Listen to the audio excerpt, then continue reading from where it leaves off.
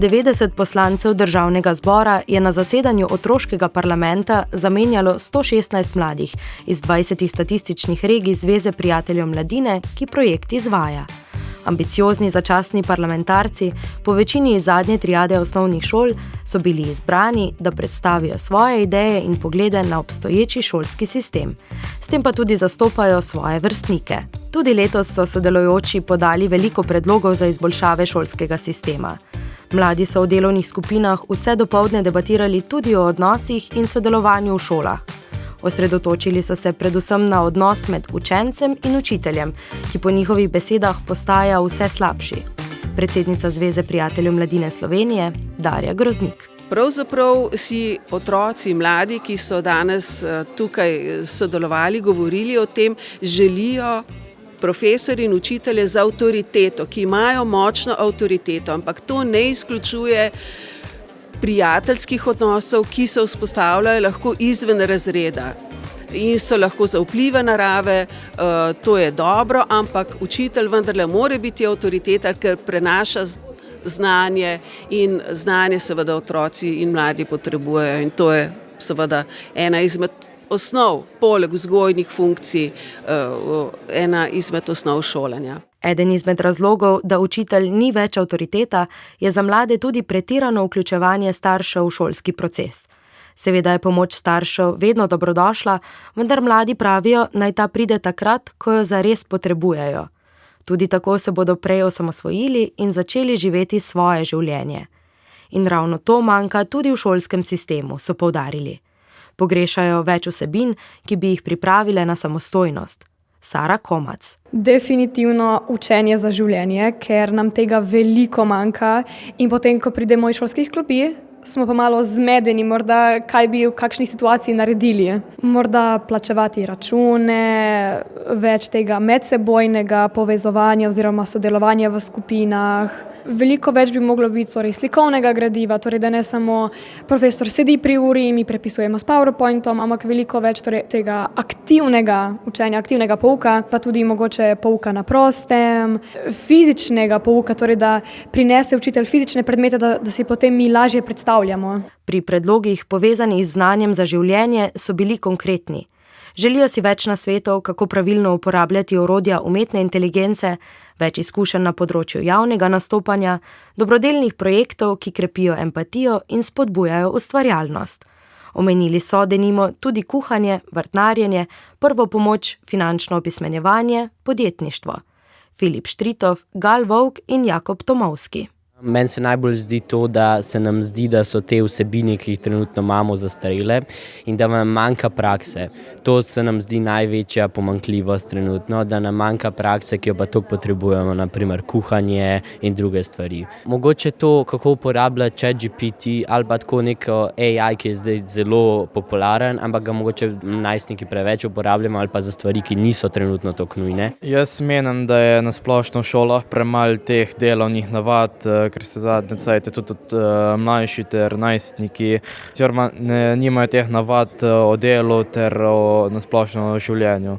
Menim, da bi v šolah morali otroke navaditi na življenje, ki zna biti tudi teže, kot si mislijo. Jaz menim, da bi mogli v šolo dodati predmet nekega računalništva oziroma da bi vsaj v pouk vključili te računalniške veščine, ker v današnjih poklicih noben ne more delovati brez znanja nekega računalnika, ker si potem čisto odcepljen od sveta in bi mogli to znanje že v osnovni šoli uporabljati in ga mogoče ne lih nov predmet narediti, ampak ga vključiti pač v pouk in tudi učitelje naučiti, kako to uporabljati, ker učitelji niso bili naučeni, ker v njihovem času tega sploh ni bilo. Mladi parlamentarci so se posvetili tudi medvrstniškemu nasilju. Med plenarnim zasedanjem in delom v različnih ciljnih skupinah so nasilje večkrat ostro obsodili. Problem bi reševali v celoti, česar odrasli, širša javnost in mediji po njihovo ne počnejo. Filip Štritov in Ela Pirih. Mediji vidijo samo to, kar se dogaja v šolah, kar jih povejo svetovalne delavke, ampak to ni celostni problem. Problem je pol tisto, kar pridejo domov in kar se dogaja na spletu, tega pa pač ne vidijo niti socialne delavke v šolah, niti noben drug. V bistvu nekako stvar ni glih tako enostavna zaradi tega, ker si odrasli mislijo.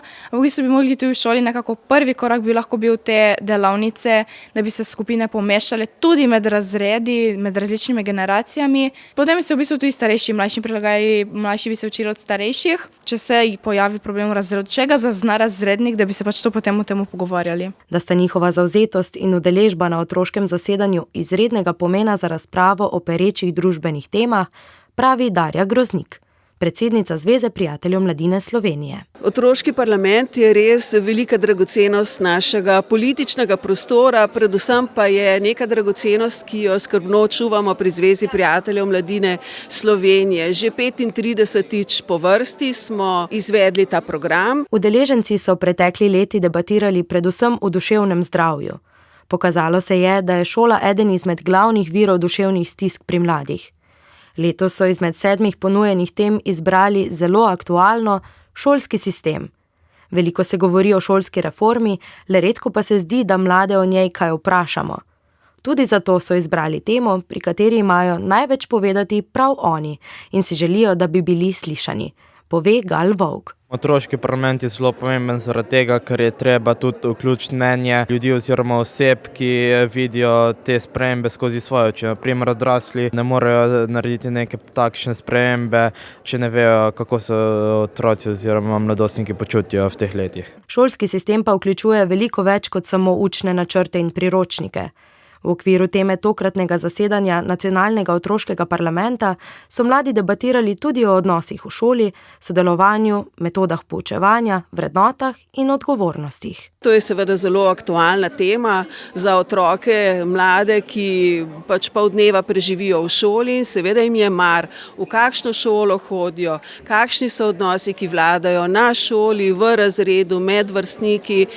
In tudi tokrat se seveda po pričakovanju niso izogibali vročih in aktualnih tem. Da je mladim res mar, v kakšno šolo hodijo ne le oni, temveč tudi njihovi sorojenci, ne potrjujejo le besede Darje Groznik. Tako pravijo tudi mladi sami, med njimi Livija Zara Hauptmann, predsednica letošnjega otroškega parlamenta. V bistvu ustvarjamo prihodnost za naše otroke, pa za mlajše brate in sestre. In če se mi o tem ne bomo pogovarjali na otroškem parlamentu, kdo se bo, če ne mladi? Tako da ja, vse, kar povemo, upamo, da bo slišano, čeprav včasih naleti, velikokrat naleti na zelo gluha ušesa, ja. V povezavi s prejšnjo temo otroškega parlamenta so mladi oblikovali memorandum o duševnem zdravju, zaradi katerega so poslanci v Državnem zboru po besedah predsednice Urške Klakočar Zupančič ob različnih priložnostih omenili duševno zdravje pri otrocih in mladostnikih. Njihove ideje in predlogi morda niso bili preslišani ali spregledani v celoti, so pa mladi vseeno nezaupljivi do odločevalcev. Je res, da se je od tistega, ko smo lani predali memorandum predsednici Državnega zbora, verjetno spremenilo marsikaj v marsikateri regiji, ampak jaz kot posredna udeleženka tega programa včasih ne opazim teh sprememb.